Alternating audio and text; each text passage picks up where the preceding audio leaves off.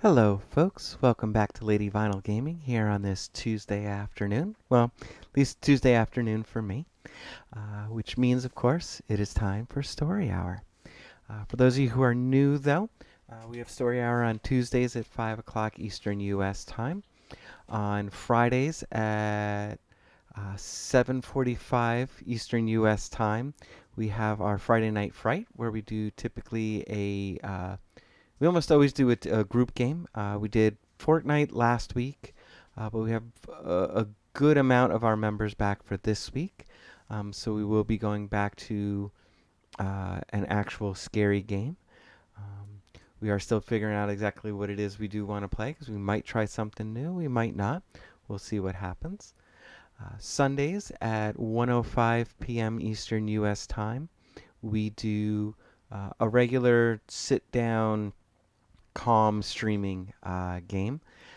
Typically, or not typically, lately, we've been doing Dragon Age Origins. We have in the past, though, done Vampire the Masquerade Bloodlines. We've done the Untitled Goose Game. We did Prop Hunt in Fortnite one time. We've done a whole bunch of different things there. We are currently trying to go through the entire Dragon Age series. Dragon Age Origins, Dragon Age Awakenings, Dragon Age 2, Dragon Age Inquisition. We're hoping at that point the Dragon Age 4 will actually be released. Can't make any promises. Dragon Age 4 hasn't even gotten a date yet, I think. Like, they don't even have an estimation of when it'll be released. They're just talking in the future. So, yeah, we'll see what happens with that. Um, we also, though, too, if on the Sundays have our friend Amanda Paskey with us, then we also do, or instead, rather, we do Lego's DC Supervillains. All of the different ones that I've talked about so far, the recordings do appear on our YouTube channel, so you're more than welcome to go check that out. It is down below in our actual bio information stuff that's below us here in Twitch. Um, if you really enjoy our stuff, we also have a OnlyFans channel, which has a lot more of me and a lot less clothing, playing video games. We have just finished up our playthrough of a game called No Place Like Home. We're taking a small break as we get ourselves set and ready to stream a different game. More information on that once it actually goes live. However, all of the things that are found on that platform, on OnlyFans, stays only on OnlyFans. It does not appear on the YouTubes because I'm fairly certain I'd get in trouble. So, yeah. Last time we were here and doing Vampire the Masquerade Out for Blood, we had gotten through a day of or the day after, I guess, of going to the mayor's soiree at his house, where it was found one of the children was missing. That kind of sent everybody home. We did some hiring at the bookshop, and then had a weird situation with one of the members of the community who evidently something happened to him, whether something took over his mind, whether he just kind of went crazy. He tried to run his car into somebody and then tried to take out a sheriff, and we watched the sheriff take him down. So, yeah. And then we ended up getting a visit from somebody, and I don't quite remember who, but I don't know how to go back. So,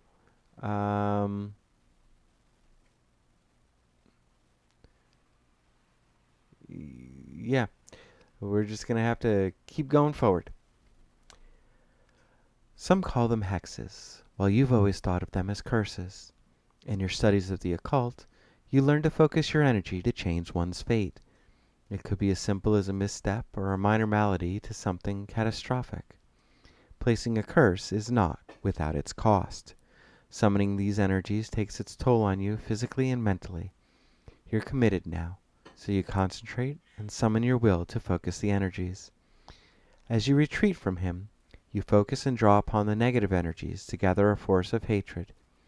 He creeps closer, and his twisted face takes on a smile. When he reaches out, you scream. A high-pitched wail rushes from your mouth in a gust that hits him and staggers him backwards. He slams into the dumpster, and the lid closes. He recovers and lunges for you, but his hoodie catches on metal from the dumpster and snaps his neck back.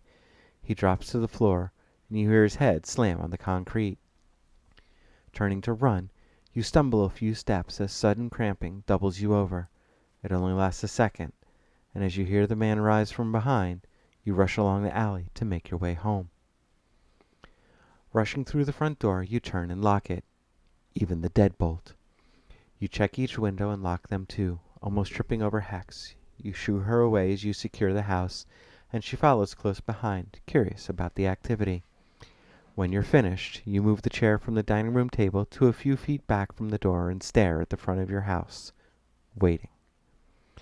It's darker now, and the streetlight shines in through the slats in the window blinds, casting a blurry pattern across the floor. You're okay. Everything is fine. You're safe at home. You're not being chased by a deranged half-dead person. I guess he's not deranged if he's dead, but I'm no expert. You start to laugh, and it echoes through the living room. You talk to yourself for a while, maybe as a way to calm yourself down, or just to fill the house with some noise and not feel so alone. Hex lies on a small rug by the fireplace, skeptically glancing up at you. Every noise has your eyes darting around the house. It takes a while to calm down, but the adrenaline pumping through your body eventually subsides. You don't know how long you're sitting there, but at some point you doze off. You know you're dreaming, even though you feel like you're awake. A presence walks up. You know you're dreaming, even though you feel like you're awake. A presence walks up behind and places a soft but firm hand on each side of your neck. She leans over and comes in line to look at you eye to eye. Her long golden hair, flowing with curls, hangs over her naked shoulder. She has such smooth skin and deep red lips. When she smiles, and she's always smiling, you feel both at ease and somehow unworthy. She wears a bright green dress, and you thought you've never met her before. You can tell she's been watching you. At this point, you may use your unspent experience points or save them for later. Remaining experience points 34. Holy jeez. Yeah, let's do some of the lifting here. Oh, it just gives a list of stuff. Okay, I can't raise awareness, occult, or survival because those are all cranked up. We're going to do combat.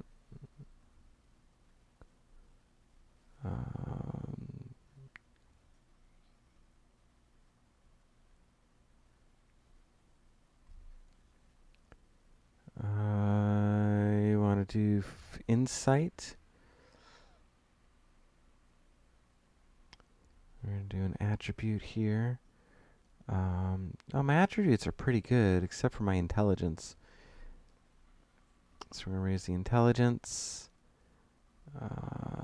And I think we're going to take a background.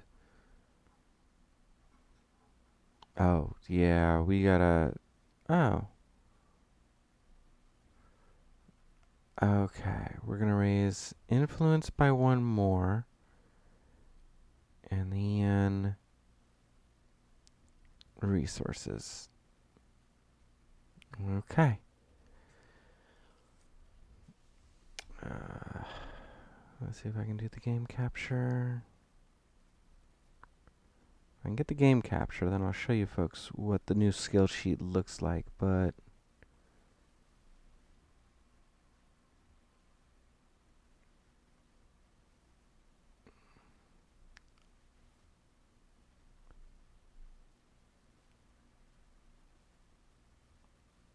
Yeah, that's all we got. It's not that impressive. All right, we're gonna accept that.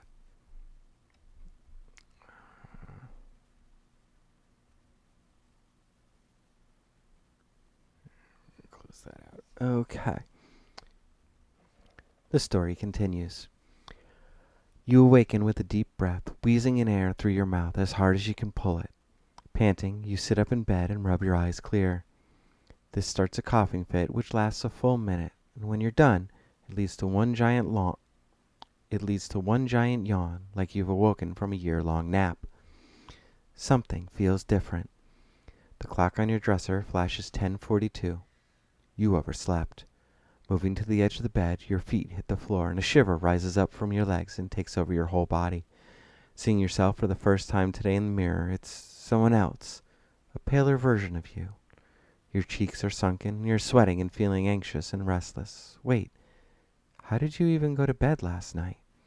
Last thing you knew, you were sitting in a chair in the living room, an image of the woman in the green dress floating into your mind. Was she real? Were you dreaming? Your memory of her washes away, and now you're thinking of Michaela and her talk of vampires. You check your neck and laugh nervously. There are no bite marks. Maybe you're losing your mind. You're not good at dealing with stressful situations. Sometimes the negative thoughts just take over. Was this all just a terrible dream? You think about the events that led to sleeping in your own bed with no memory of being there. A corpse-like man attacked you last night. The color of his skin, the rotten smell, his open wounds, all are signs of the animated dead. Then there's the woman in the green dress. In her presence you felt her power and dreaded it. These two strangers in the night are different faces of the same die. Both are vampires. You've never been more sure of anything. Michaela was right. Vampires live here. Your phone buzzes on a side table and you catch it before it falls to the floor. There's 6 messages, all from Lam. Hey, Snorlax, thanks for joining me. 123. Hey, this is Salem. Here's my new phone number. 757 from Lam. Will you be opening the store or should I do it? 8 even, Lam. Since I've not heard from you, I'm opening the store. 3 potential customers are waiting and I do not want to lose their sales. 806, Lam. One of the customers just wanted to use the bathroom. I kicked them out. The other 2 customers are browsing. I'll make these sales and report on my success. 808, Lam. I made a considerable sale from the first counter. Oh my lord. Hey, thanks for the resubscription. I appreciate that. 2 months, huh? Yeah, that's something. I appreciate it. 808, Lam. I made a considerable sale from the first customer. The second one asked about lifetime warranties and shipping to her home. I offered her a 24-hour back guarantee and a bag with a handle that she could carry home. She asked to speak to my supervisor. 923, Lam. Your absence is highly irregular. I called the police, but they asked me to check the house. I told them I would never invade your privacy. They became angry and hang up on me. Very unprofessional. Will you be coming to the shop today? Okay, I kind of don't blame them in this case, though, because it's like, dude, if you're not willing to walk into their house, why are you expecting us to go into his house? Anyways, 1045, Lam. I've come to the conclusion that you are abandoning the store, have lost your phone, or in a situation barring your ability to use your hands to text me back. No customers are here at the moment, so I'll be coming into your home and shouting from the bottom of the stairs. You type out your reply to Lam. I'll be there in 2 minutes. In the fridge, you find a bottle of orange juice and pour yourself a tall glass. Considering this your breakfast, you make your way into the store. Lam stands behind the counter, his body stiff and his jaw clenched. He's muttering to himself in Vietnamese as he angrily wipes the cash register clean. When he sees you, instead of relief, he shakes his head and throws down the rag on the counter. This is not the way to run a business. I work for you and accept my position, but must state my dissatisfaction, he says and folds his arms. And now I will give you a moment to explain.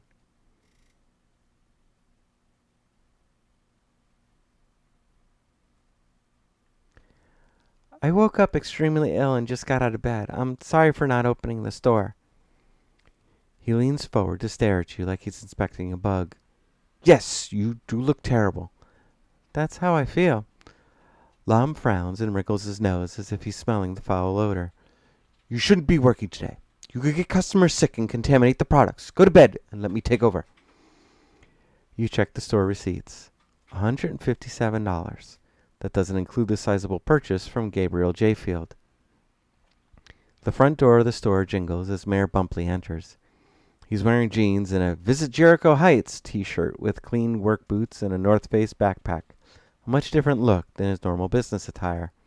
Thin beige gloves cover his hands. Good morning, he says to you, ignoring Lam. As he walks to the counter, his expression changes to one of concern. Are you feeling well? You look under the weather. Is it because of the whole ordeal with Duke Bowie? You shake your head. I had a rough night and woke up sick. Thanks for your concern. The mayor glances around the store, notices Lam, and gives him a curt smile and nod. So, Sky, can we talk privately for a moment? I don't have a lot of time, but I really would like to discuss some business with you. Lam sniffs deeply and wrinkles his nose. I will count inventory of the back shelves, he says, and walks off, glaring back at Mayor Bumpley. We can go to my office, you say, and point to the door that leads to the back. No need, this will be quick, and then I'm on my way to help with the search for Tyler Sanders. You remember the teen who went missing? Yes, I didn't realize there was a search party. The mayor nods. Though his expression displays concern, you're reading a bit of insecurity, like his presence at a search party is more ceremonial than altruistic. A member of the sheriff's department is leading a group of volunteers through Long Valley Park. If you wish to join us, we can use all the help we can get. We have another team going out at 7 o'clock if you want to join. Of course, I'm going now and will be there all day. He steps closer to the counter and lays his hands on it. Now let's turn to business. I'm not sure you're aware, but your grandfather left the store with a considerable debt. Most of the debt comes from a sizable loan from the First Bank of Jericho Heights. Did he make you aware of this?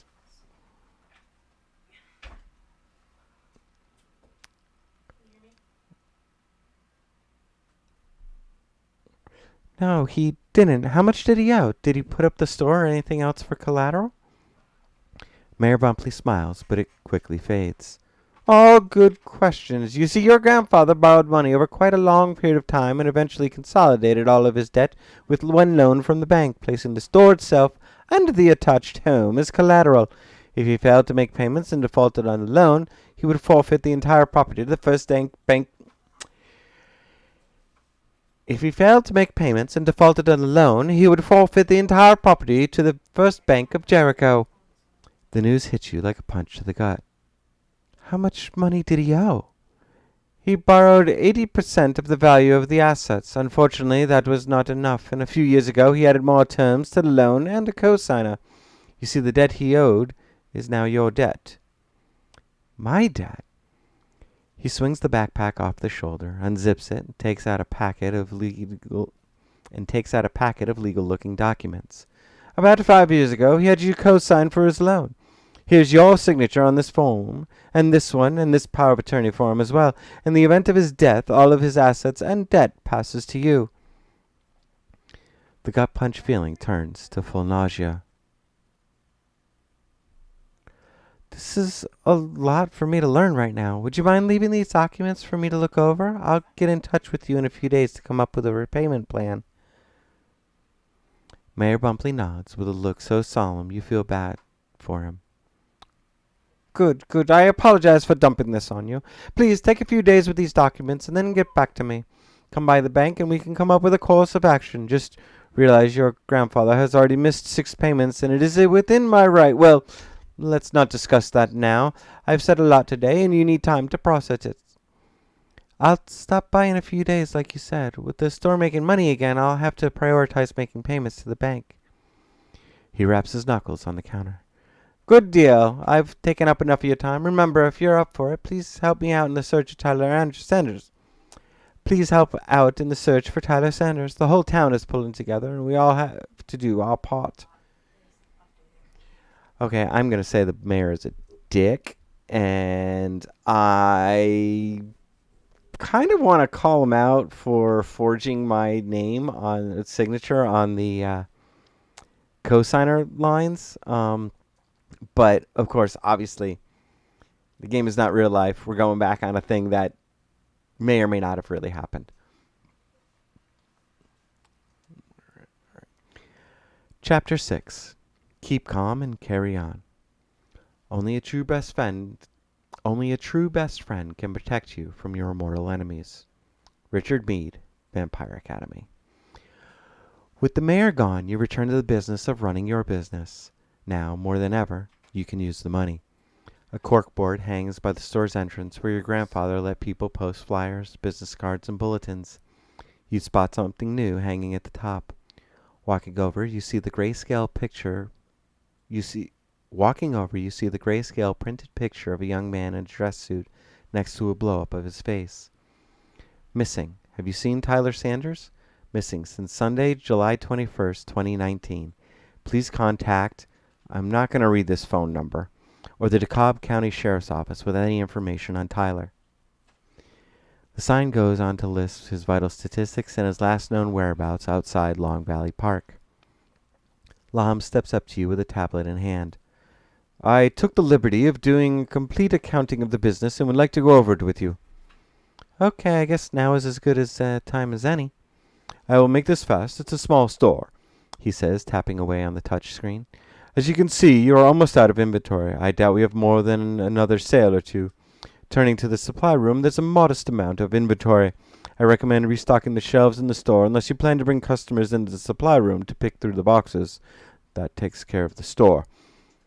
The store bell chimes, and in walks a tall man you recognize as Marcus, the man you spoke with briefly at Mayor Bumpley's party. Noticing you and Lom, he nods. Oh, hey there. I'm here for, he starts to say. Lom holds a finger up to him while staring down at his tablet. One moment, sir. I am finishing my report on the store. Marcus furrows his brow.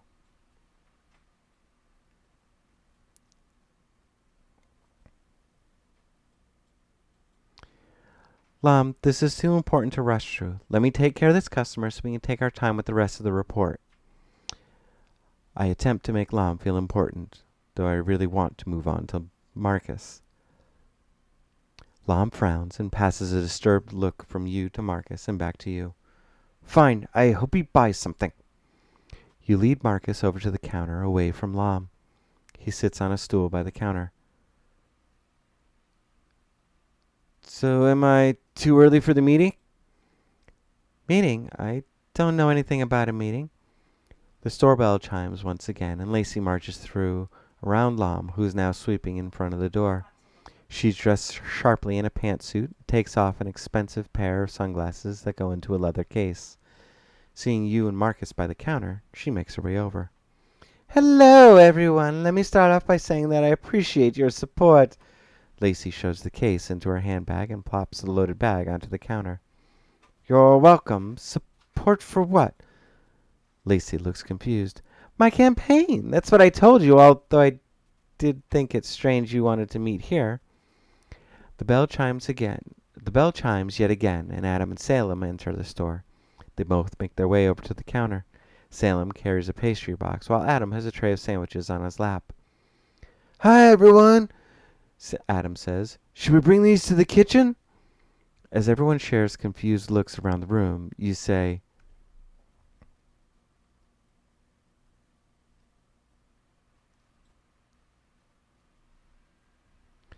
clearly, we're all here for different reasons. Somebody's playing with us.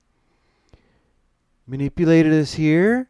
Adam asks. He rolls to a stop by Marcus. Someone orchestrated this little gathering. Who would do such a thing? Lacey takes her phone out of her bag.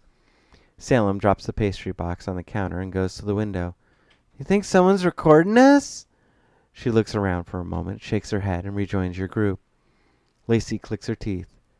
I got a message from Vanessa von Helsing that 4 people wanted to meet about volunteering for my campaign. Marcus shifts to the stool. I was told that Buffy Summers was starting a Citizens Watch group. She was setting up a meeting and greet at the store today. A slow build of laughter takes over Salem. Adam catches on, and he's laughing too. Someone is definitely messing with us, Salem says. So far, these are all names from TV shows.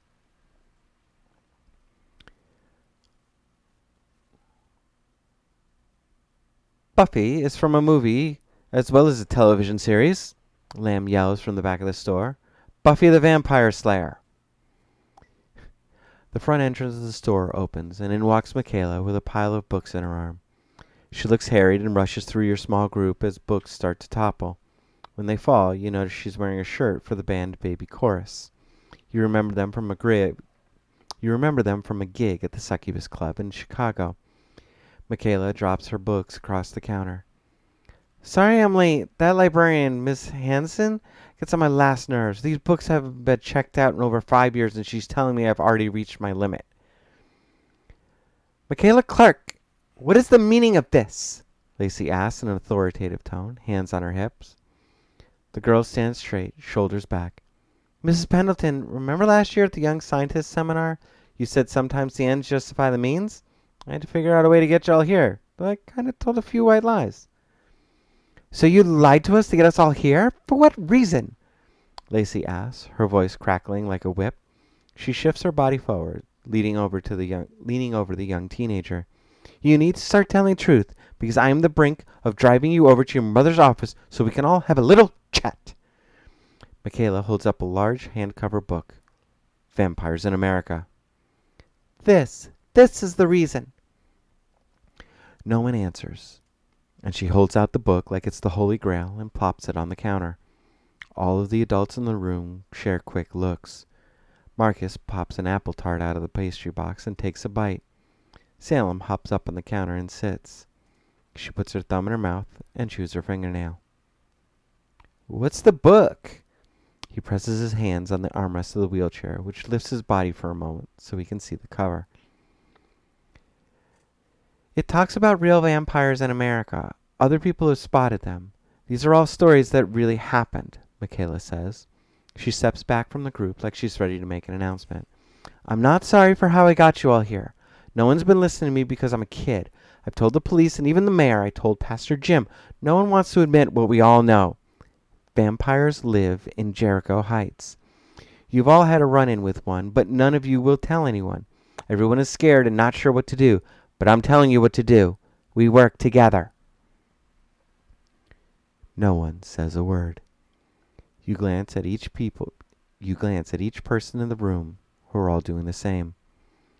All of you hesitate and guess who will speak first. Michaela continues. Miss Chastain, she's the top vampire in town. I don't know about Mr. Jayfield, but they both live in Bleakrest House, and I'm pretty sure that that's their hideout. There are other vampires in town too, but I don't know who they are. I've been doing this all by myself, and it ain't easy with a 9 o'clock curfew.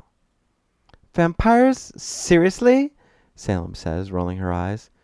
I took half a day off for this, Adam says, and rolls toward the front door. Marcus holds up his hand. Hang on. Let's hear her out.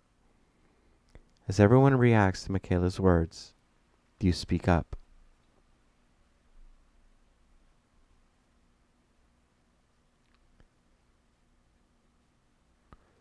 Is it true? Have you all crossed paths with a vampire in Jericho Heights? I don't want to be the one to first share my experience. None of the other adults speak up. They don't even look at you. The only sound in the room is the gentle brushing of Lom's broom in the back of the store. Michaela looks at each of you with a sense of urgency. Finally, Marcus breaks the silence. I'm pretty sure I had sex with a vampire, he says. When he hears Michaela gasp, he clears his throat and says, Maybe I'll tell you guys about that a different time. But yes, I know for a fact there is a vampire in town. Adam raises his hand. I saw something that I can't explain. I saw a guy smoldering when he got exposed to the sun. I don't know much about vampire mythology, but don't they say sunlight burns vampires? Are you sure he wasn't smoking a blunt? Marcus says. Please explain, Salem says, wrapping her arms around her body like she's cuddling herself. Adam looks at each of you in the eye before he continues. It was a guy I met at a music festival in Millennium Park in Chicago. It was overcast all day long, and we were in a shaded area listening to music. There was a rare break in the clouds, and I'm pretty sure the sun burnt some guy who was dancing 20 feet away from me. I don't mean a normal sunburn. The guy had smoke coming off him. Lam walks over with a broom and a dustpan in his hand. Of course, I couldn't help but overhear. I would like to be a part of your brigade. Though I am skeptical about actual vampires walking the earth, I am intrigued enough to learn more. This is all so hard to believe, Lacey says, now pacing. A vampire? In Jericho Heights? I'm sorry if I think this is some kind of joke. I'm more upset I was tricked into being here. I'm taking off work for this, Adam says. Michaela turns to Adam. Mr. Adam, you saw a vampire. You said it yourself about that person in Millennium Park. Adam rolls closer to the girl and says, I don't know what I saw in that park in Chicago. It was strange and unnerving, but that doesn't mean it was a vampire. I have not had any run-ins with the supernatural, but I don't know why I'm even here, except that my friends are here, Salem says. Michaela whips around to her. Miss Chastain drank your blood 2 months ago. You don't remember because no one ever does. Remember when you got sick over Memorial Day weekend? You were tired, confused, and pale, even paler than normal. It's because she drank your blood that Friday. Salem opens her mouth to speak, but then sits quietly. Do you want to know what I think? I think this is a practical joke, Lacey says, arms crossed and glaring at the girl. Marcus scoffs. But what if it's not a joke? What if the owner of Bleakrest House is exactly what Michaela says she is? I'm hearing a lot of speculation and no facts, Adam says. Why just one vampire? I've seen that Jayfield guy during the day. So is he like her Renfield? It's a Dracula reference, Michaela says to Marcus. Yeah, I've seen the movie, kid, Marcus replies. Salem digs her fingers through her hair and pulls at it. Let's say for the sake of argument that we believe you. What do you want us to do? It's not like we can go over to Chastain's house and be like, oh, hey, you're a vampire. We're going to have to kill you. If she's a vampire, she'll probably kill us all. If she's not a vampire, we're going to get arrested. I know she's a vampire, and there's only one way to deal with vampires, Michaela says. I've heard enough, Lacey says, shaking her head. Let's go now, Michaela. Gather your things so I can take you to your mom. She lowers her head and says in a slow, sad voice, Yes, Mrs. Pendleton. You're overreacting, Marcus says to Lacey. Lacey scoffs. So you're accepting the words of a 21-year-old? You believe without any evidence that vampires exist. Vampires? Lacey hurries Michaela along. So you're saying that you can get to this island?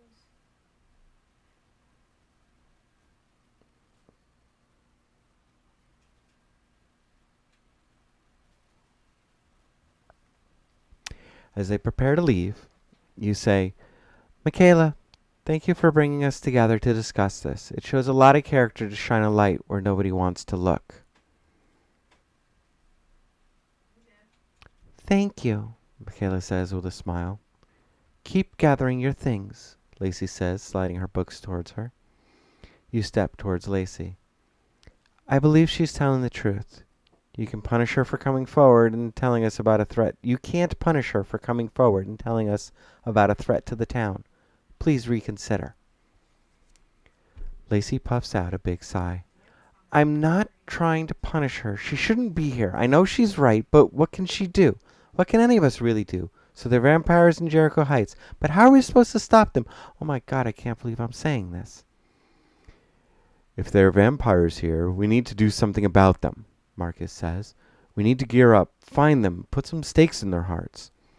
We can't just run around town like vampire hunters, Salem says, no matter how badass that sounds. You step in front of the counter and lean your back against it. We have to do something. Who else is going to deal with this? Adam speaks up with an intensity he's been holding back. We all don't agree that vampires exist in Jericho Heights, but I'm curious enough to want to look into more. And if vampires do exist, we have a responsibility to save the people in this town. Nice pep talk, Nice little pep talk. But we need a plan if we're going to move forward with this. How do we investigate? I've never done a stakeout, Lacey says. Why don't we just talk to the police or sheriff and see if they know anything about this? Michaela stacks her books on the counter again. I went to Sheriff Ray and Mayor Bumpley, but they just told me I watched too many horror movies. If you all want to try to talk to them, be my guest. We need to find out everything we can about vampires or vampirism or even other names for it. I think we're in pause. In Eastern Europe, they're known as Morai or Strigoi. I have also heard them called Nosferatu. There was even a movie called Nosferatu the Vampire by Werner Herzog, based on a silent film in 1922, you say. Damn, Sky, you know a lot about vampires, Marcus says. That's why I'm glad she moved here, Michaela says, crossing her arms over her chest and smiling proudly. I'll head down to the library after we're done here, Salem says. I have access to the rare book collection if we need it. Since I'm off work anyway, I'll go with you. Adam looks back over his shoulder at Salem. Marcus stands, knocking over the stool he was sitting on. Forget all this sitting around and doing research. Let's go to Bleakrest House and drag them outside. If they're vampires, they're going to burst into flames. He makes an explosion with his fingers. We can't just go over there and confront them, you say. All we have are assumptions. Do we really want to accuse them of anything without hard evidence? We need to do surveillance before we attempt any type of confrontation. Marcus's eyes widen, and he punches the palm of his hand. Time for some reconnaissance. The Army Navy stores a pair of night vision goggles I've been looking to try out. That doesn't sound like a good idea. Going to a supposed vampire's house, lair? Are you ever going to come back? What if they catch you? Salem asks, pulling at the tips of her hair. Adam grabs her hand, forcing her to let go of her hair. Relax. Marcus is going to be super careful. Lacey puts her purse back over her shoulder and separates her car keys in her hand. I'm heading home for a bit, but I'm going to stop over to the sheriff's office later. Ray will talk to me, and he'll take this seriously. All right, everyone. Why don't we all go our separate ways, but touch base later on tonight, you say. There's a search party going out at Long Valley Park later this evening. We can all meet for the evening shift and talk about what we found. Salem puts her hands to her mouth and gasps. You don't think? Tyler Sanders? Adam says solemnly. I just thought the same thing.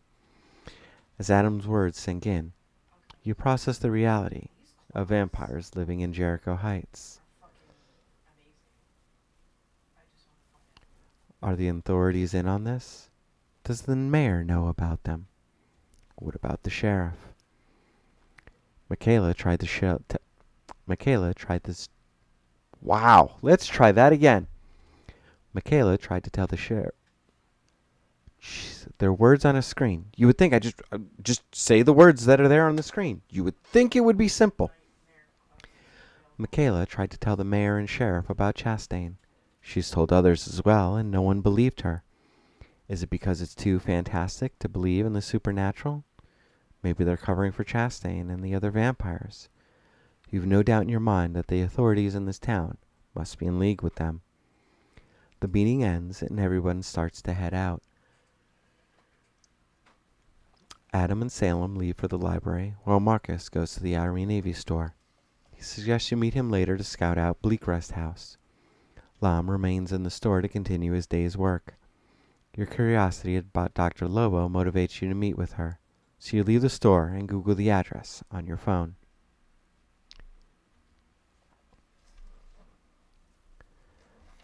Jericho Heights Wellness Clinic takes up a prominent amount of real estate in a strip mall on the north side of town, sitting between a delicatessen and a pet shop. After parking your car in the lot, you step in front of the building and notice a sign on a telephone pole advertising live music at Gallagher's Tavern on Thursday night. You make a mental note, Ring a bell at a glass security door and wait to be buzzed in. The interior looks like a cross between a gym and a doctor's office, with a small waiting room with two couches in front and a huge space of weight machines, standing bikes, treadmills, and other equipment in the back. Can I help you? The receptionist asks. My name is Sky Thompson. Dr. Lobo left me a message. The receptionist cuts you off. She's expecting you. Please have a seat. It won't be long. On one couch sits an elderly man that looks like he just came off a golf course, wearing plaid pants and a green pastel shirt. A folded metal walker lies across the rest of the couch. Across from him on the other couch sits an olive-skinned man in his mid to late 20s. Some of his shoulder-length light brown hair is pulled back into a loose bun, and it looks like he hasn't shaved in a week. His clothes are plain and almost too small for his body, which makes his athletic build stand out. When he sees you looking around the waiting room, he smiles and slides over to give you room on the couch. You sit on the far side as the loudspeaker plays an Ed Sheeran song. A pile of out-of-date magazines sits in a hanging rack, and the elderly man begins to snore. I've been waiting for 30 minutes, the young man says to you. The receptionist looks up from the desk. You didn't have an appointment, Johan, so you'll be fitting you in. Oh no, I wasn't complaining. I was just saying it's a bit of a wait. It's all cool. Call me Jace. He leans back on the couch, crosses one leg, and opens the back of the Heights Standard. Jace? How do you get Jace from Jaquan? The receptionist says with a smile that doesn't hide her flirting. I hate telling this story, but I will for you. Jaquan is my given name, after mi abuela. I don't know. It's Spanish. I'm not good at pronouncing foreign languages. I'm sorry. I couldn't pronounce it as a kid, but I called him Jace instead, so that's what my mom called me as my nickname. The phone at the front desk rings, and the receptionist picks it up with a frown. Jace holds up the newspaper and scoffs. Where are all the good apartments?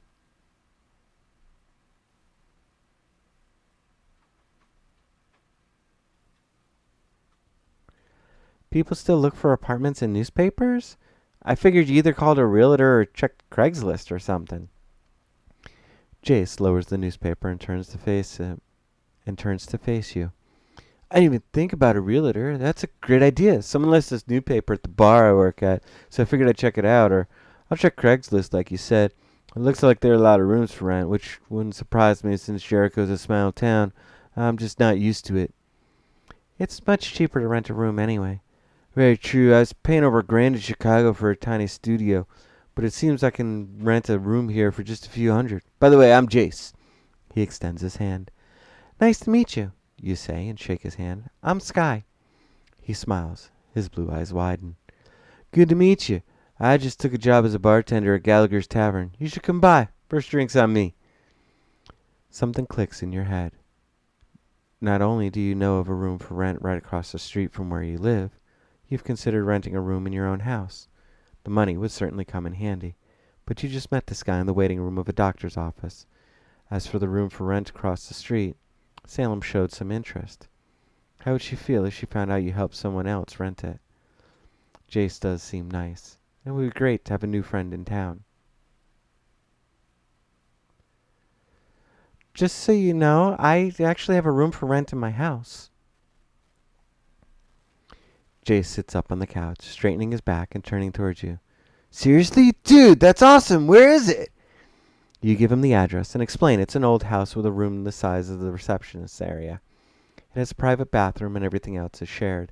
Since the room for rent across the street is $300 per month and it's smaller than your available room, you tell him the price is... Alright, the room's across...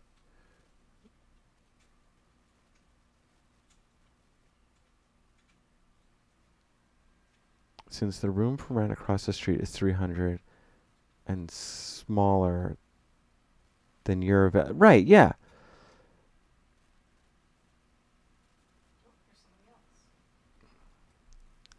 $300 a month, very fair price. I didn't want to take advantage of him. Jace mulls over the price, leaning forward with his forearm on his knees and leg bouncing. It does seem like a fair price, and that includes utilities? What about internet? It includes utilities, and the house has Wi Fi. He claps his hands. Very well, when can I come by and take a look? You text him the address and tell him to stop by this afternoon. The receptionist summons Chase for his appointment, which she said he didn't have. He drops the newspaper onto an end table and stands. See you later, he says to you. A woman in scrubs with a stethoscope passes him in the opposite direction. Miss Thompson, I can take you back. You follow her past the gym and down a hallway. You come across a room labeled Blood Lab. The door is ajar, but before you can catch a peek, the nurse pulls the door shut. An electronic lock clicks. I don't have a chart for you, which is unusual, the nurse says as she leads you into an exam room. The doctor listed this as a consultation and didn't ask for any vitals. You can have a seat and make yourself comfortable. I'll let her know you're here. She looks genuinely confused and motions you towards a chair. What happens after that? You'll have to tune in next week to find out. I do appreciate y'all being here. Quick reminder, this episode will go onto the YouTube probably for tomorrow. Any of the previous episodes, if you're new to the storyline, are also available on the YouTubes. Friday we'll be doing a Friday Night Fright in costume stream. That'll be at 7:45 p.m. Eastern U.S. time. Sunday we'll have our usual regular stream, also in costume, at 1:05 p.m. Eastern U.S. time. And if you really like our content, you're also more than welcome to go find us on OnlyFans. Until next time, have a good one.